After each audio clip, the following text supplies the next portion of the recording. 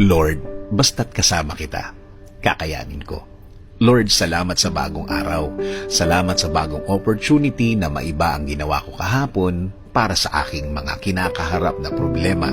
Salamat at nagising pa din ako para makasama ko ang aking pamilya. Lord, may matindi akong problema na nasa aking buhay ngayon. Nasa aking buhay ngayon ang nagpapagulo sa aking araw-araw.